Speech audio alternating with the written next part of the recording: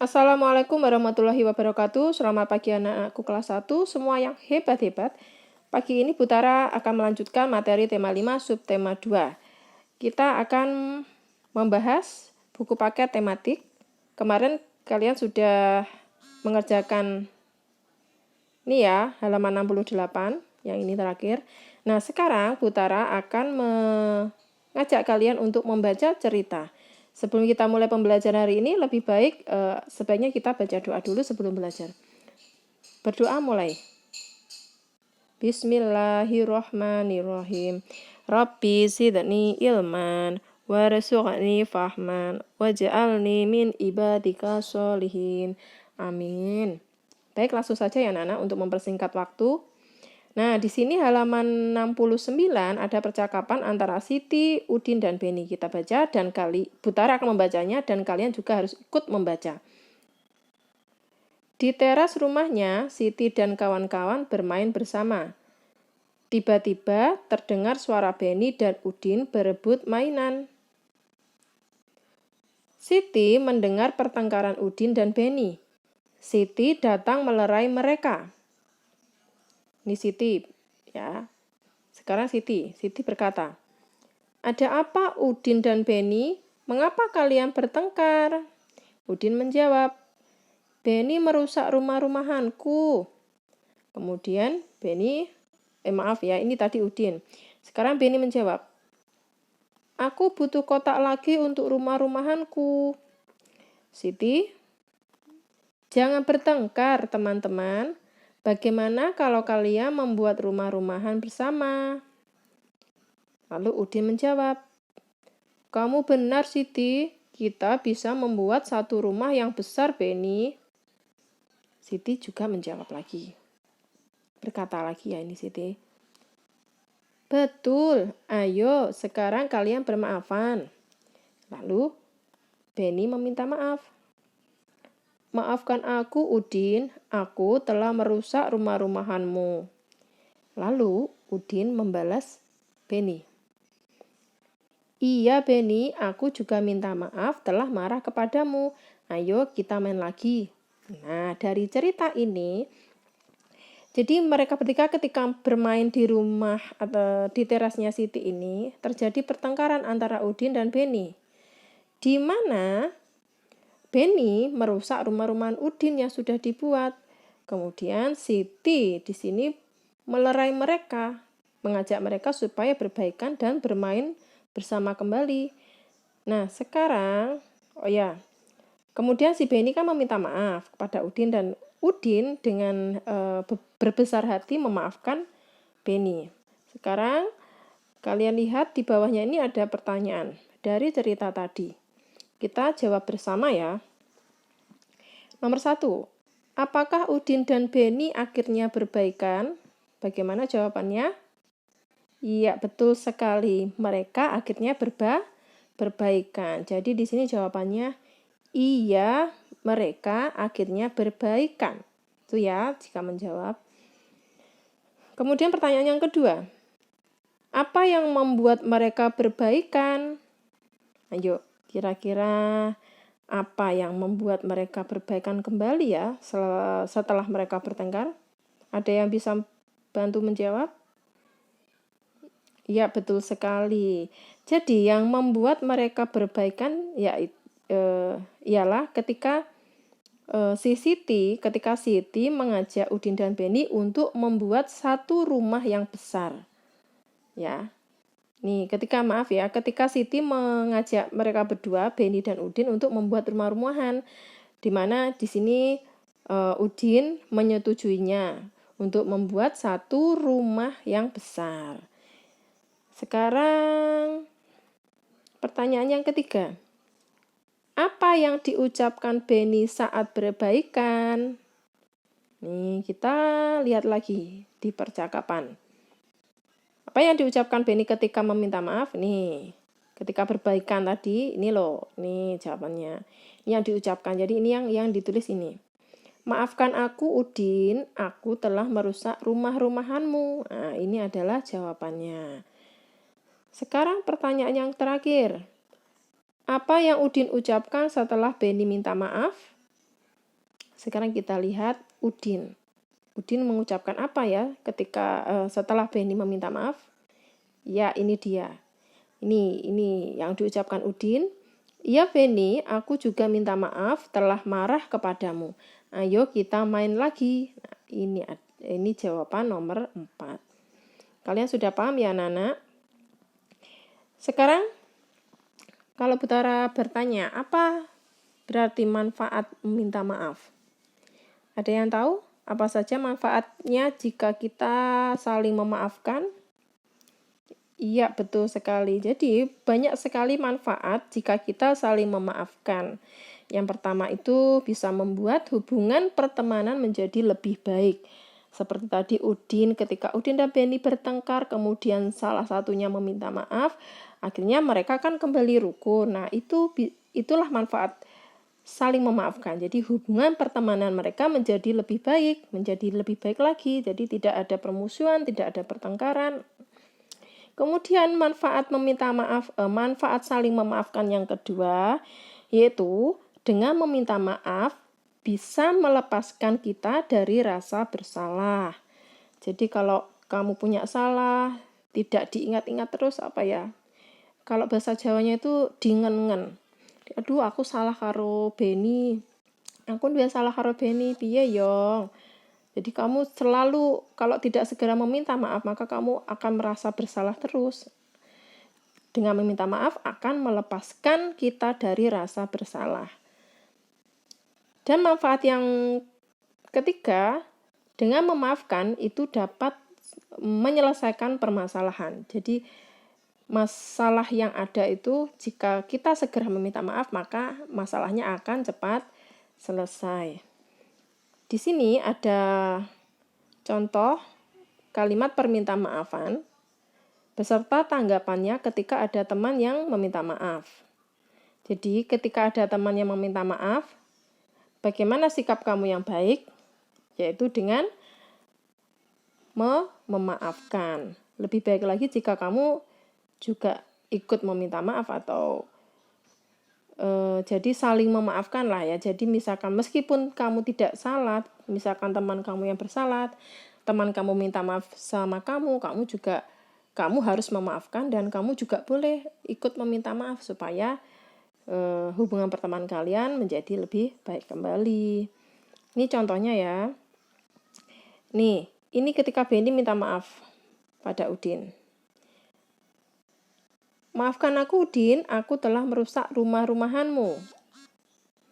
Kemudian Udin menjawab, iya Beni, aku juga minta maaf telah marah kepadamu. Ayo kita main lagi. Nah, yang diucapkan oleh Udin ini adalah kalimat tanggapan, termasuk ya, maksudnya Butara nih, yang diucapkan Udin ini termasuk kalimat tanggapan. Ketika ada orang lain meminta maaf, bagaimana tanggapan kamu? Ya, tanggapannya seperti ini.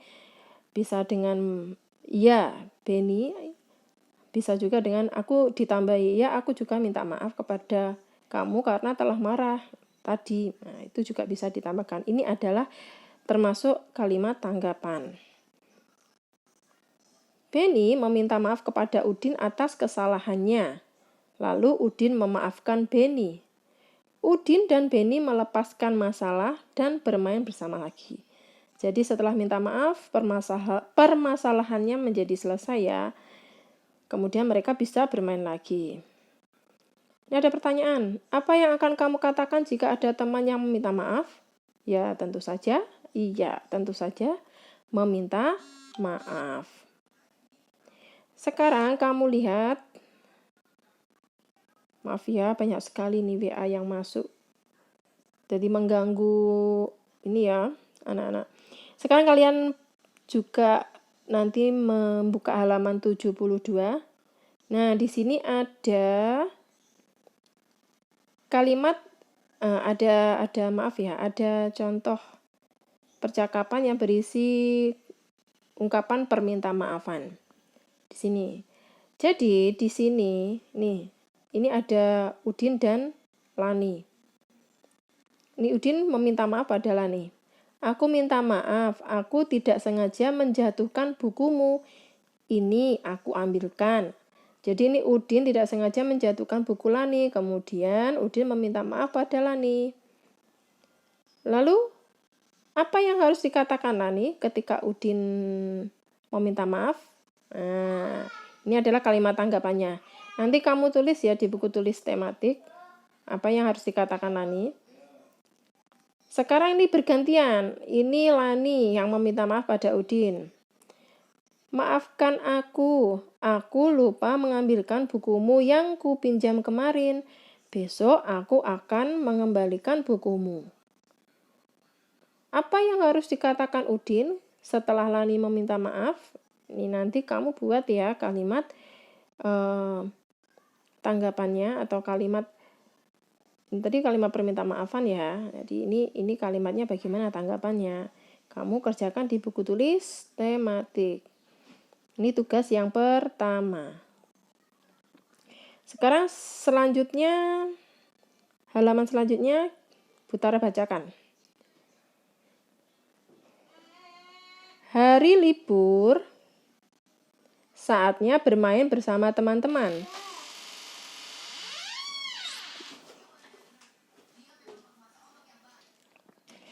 Baik, kita lanjutkan. Maaf, tadi ada gangguan sedikit.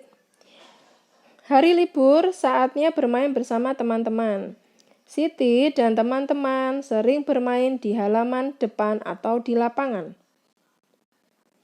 Bermain galasin atau petak umpet. Jadi mereka sedang bermain galasin atau petak umpet ya. Istilah lainnya petak umpet.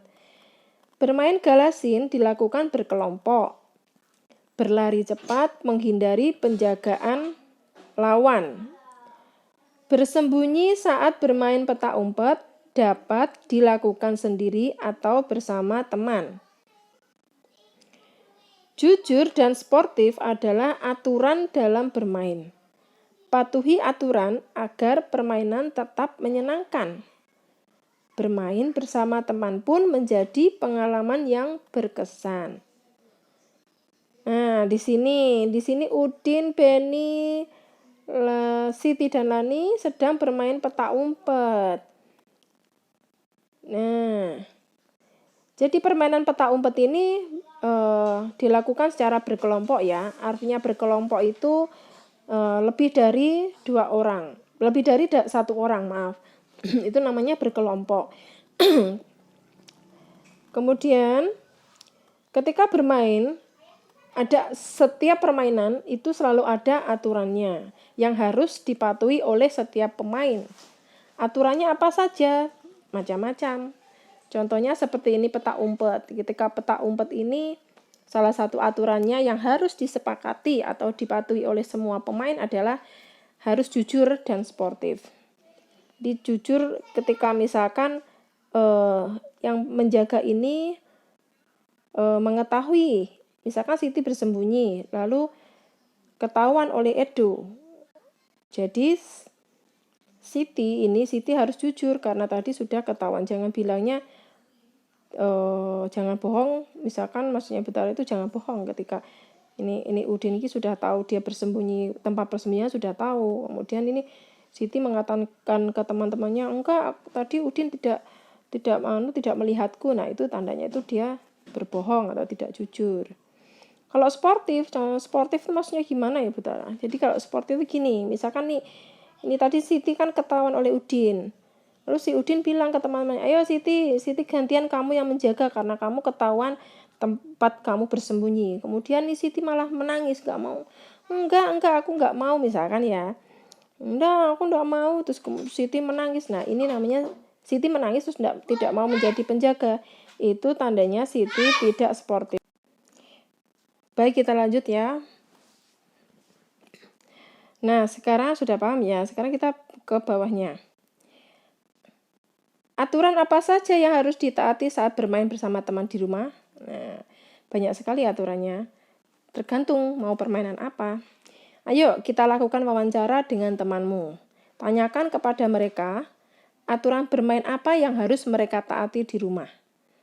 Jadi, ini tugas kedua adalah kalian menanyakan atau melakukan wawancara kepada 2 orang teman kamu Jadi wawancaranya kamu hubungi mereka lewat telepon.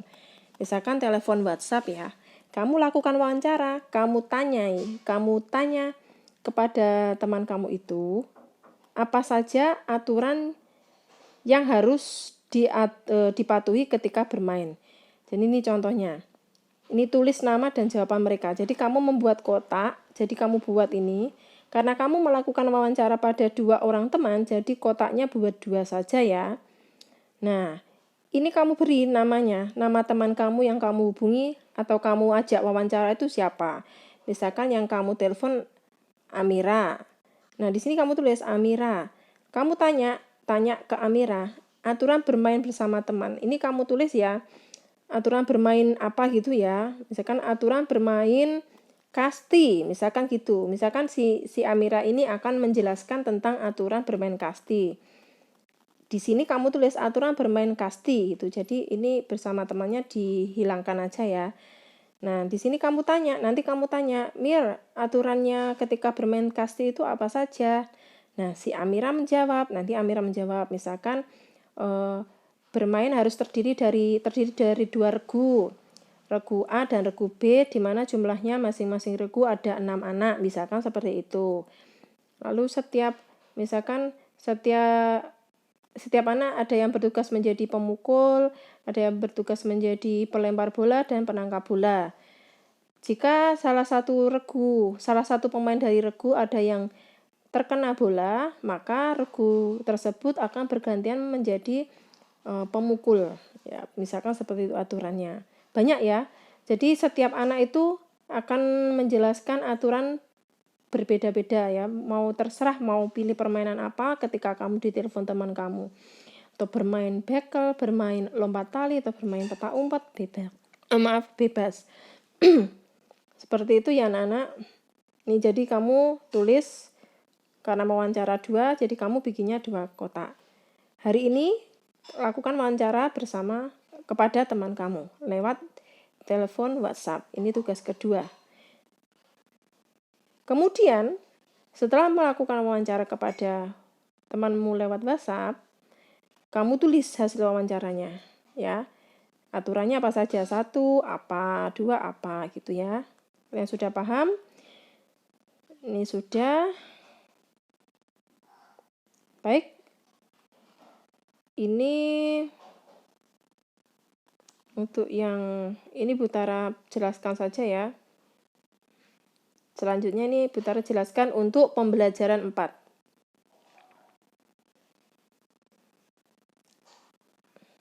Maaf, untuk pembelajaran 4 Butara akan kembali jelaskan besok. Sekian dari Butara, wabillahi taufiq wal hidayah. Wassalamualaikum warahmatullahi wabarakatuh.